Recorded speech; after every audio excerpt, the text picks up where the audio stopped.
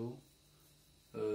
Aujourd'hui, nous allons attaquer avec une notion un peu particulière en stochastique, celle de l'intégration par partie. Depuis la classe de terminale, nous savons intégrer le produit entre deux fonctions lorsque une peut se voir comme une dérivée et l'autre comme une primitive. Alors on applique l'intégration par partie pour résoudre, voilà, pour trouver la primitive de la dite fonction. Donc en stochastique, on a l'intégration par partie issue de la différentielle entre le produit, voilà, la différentielle du produit de deux processus. Donc étant donné, on va aller tout directement, étant donné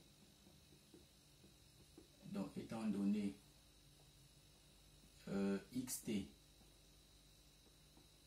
et yt comme ceci, deux processus, n'est-ce pas? La formule d'intégration par partie nous dit que la différentielle de xt fois yt comme ceci, c'est xt différentiel de yt plus yt différentiel de xt plus la différentielle du produit scalaire entre xt et yt. Donc, l'intégration par partie en stochastique, en fait, est issue de cette formule. Pourquoi intégration par partie? On va mieux comprendre cela lorsqu'on va prendre des exemples pratiques. Donc, comme ça, on peut dire que non, c'est juste la différentielle du produit de deux processus, mais c'est pas seulement, puisqu'il y a le facteur différentiel du crochet ici, qui nous dit en fait que c'est pas seulement la différentielle du produit. Parce qu'on sait que en analyse classique, lorsque les deux fonctions f fois g, la différentielle de f fois g, c'est simplement f différentielle de g plus g différentielle de f. Tout simplement. Mais ici, on voit qu'il y a un nouveau terme qui est différentiel du crochet. Donc, nous avons promis essayer d'entrer en profondeur sur cette notion, la notion du crochet, mais c'est dans une vidéo future. Pour le moment, nous sommes encore dans le cadre de la manipulation de ces notions, pour d'abord essayer de savoir comment est-ce qu'on les manipule en fait. Donc ici, lorsque j'ai xt et yt, un produit comme celui-ci en stochastique, je peux écrire comme ceci. Je peux écrire comme ceci, simplement. Ou il a noté que différentiel de xt yt, ce sera en fait xt comme ceci dyt, qui par définition c'est dxt dyt. Donc par définition, ceci c'est ça et ça c'est ça, qui est simplement un produit, c'est un produit scalaire, simple, pour le scalaire usuel. Donc en application à cette formule, on va se donner xt, un processus, égal à bt carré, où bt est simplement, on va partir dans le sens des indices b et t, est simplement un mouvement brownien ou encore un processus de Wiener, ou encore un processus de Wiener, c'est W ici. Ah. Bon, encore un processus de Wiener.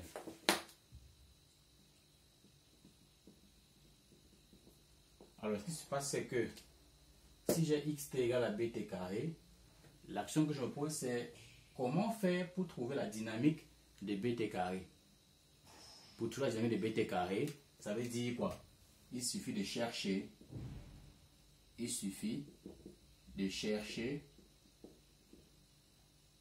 un drift, n'est-ce pas?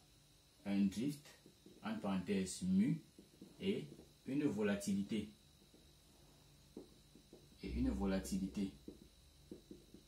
Entre parenthèses sigma, tel que d bt carré soit égal à un certain mu de TBT dt plus le sigma de TBT d, peut-être BT toujours.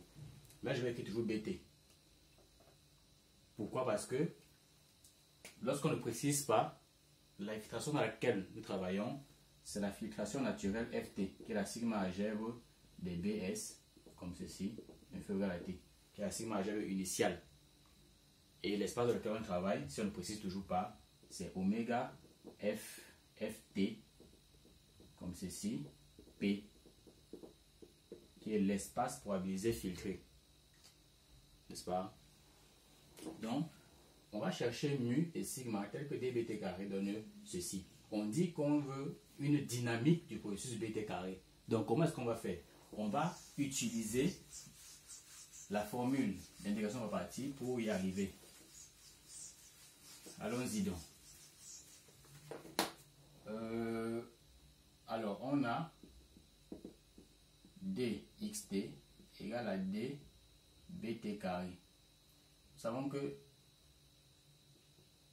bt carré, c'est bt fois bt. A carré, c'est a fois a. Donc là, on a le produit de deux processus, bt et bt. La formule nous dit quoi?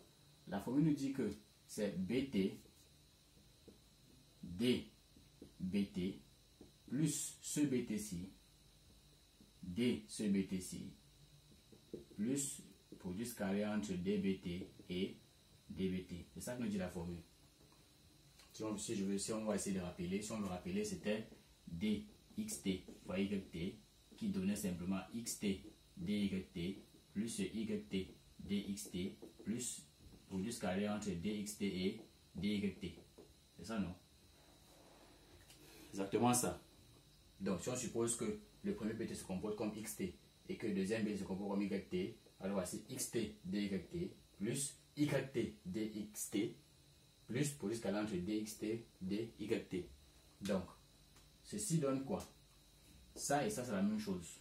Donc, ça donne exactement 2 fois bt db dbt. Plus, on a vu dernièrement que dbt en crochet comme ceci.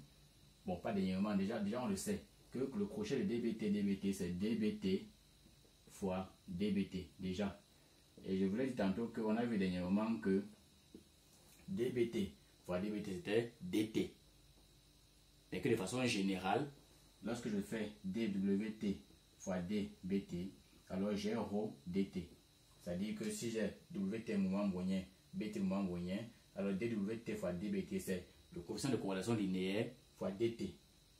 Mais dans ce cas, si dbt fois dbt donne exactement dt. Pourquoi? Parce que rho ici est égal à 1. Le coefficient de corrélation linéaire c'est 1. On dit que bt est fortement corrélé à bt. Donc si deux mouvements moyens sont fortement corrélés, ça veut dire que le coefficient de corrélation linéaire qui les lie est égal à 1. Donc c'est dans ce cas que le rho va devenir 1 ici, on aura seulement dt. Donc, or, rappelons que ceci, dxt, c'est ça ici qui en bas là, c'est dxt, n'est-ce pas? Or, xt c'est bt carré, donc ça veut dire que dbt carré est égal à dt, si j'écris ça ici avant, plus 2 bt dbt. Donc, conclusion, on voit que c'est de la forme mu, n'est-ce pas, de tbt ici qui va être égal à 1. Dans ce cas, si c'est 1, il y a un 1 ici. C'est ça qui est le drift.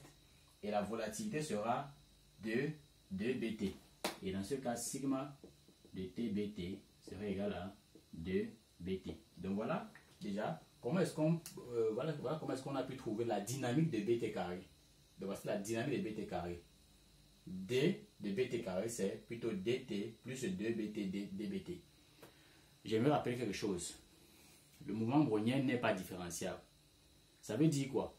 Si on vous demande de donner la différentielle de bt carré, comme nous avons fait tout à l'heure là, je sais que certains d'entre vous vont essayer de se rappeler des notions d'analyse classique.